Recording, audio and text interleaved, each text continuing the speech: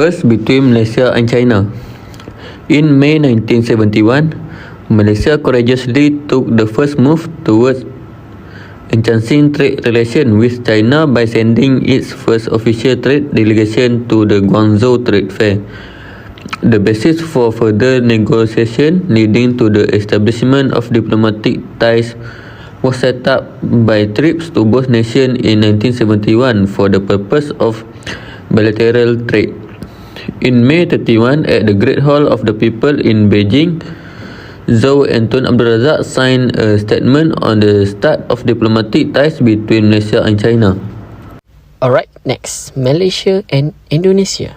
On May 29, 1966, Adam Malik, the head of the Indonesian government, was met in Bangkok by a Malaysian mission led by Tun Abdul Razak. On August 11, 1966, Tun Abdul Razak travelled to Jakarta to meet with Adam Malik and sign an agreement to normalise relations between Malaysia and Indonesia. In his speech, Tun Abdul Razak hoped for the revival and flawless execution of the Friendship Pact signed on April 17, 1959.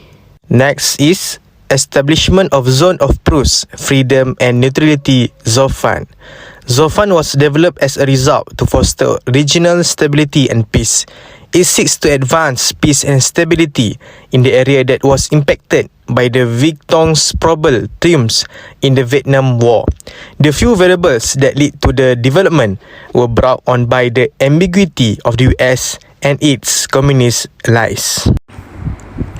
Okay, next I will present about the relations with Islamic countries.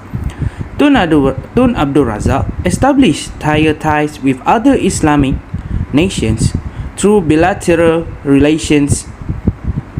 Additionally, Tun Abdul Razak has advanced foreign policy by carrying out the decision made by the first Prime Minister, Tunku Abdul Rahman, to join the Organisation of the Islamic Conference, OIC. Malaysia's identity has evolved to reflect the Muslim nation. Islam has taken over as the nation's official religion for the time being in order to aid the Palestinians during the Arab-Israeli War in 1973. Tun Abdul Razak encouraged monetary donations and public volunteers. Thank you. Next is the Red Book program. The Red Book Razak strategy served a cornerstone which upon the nation was founded.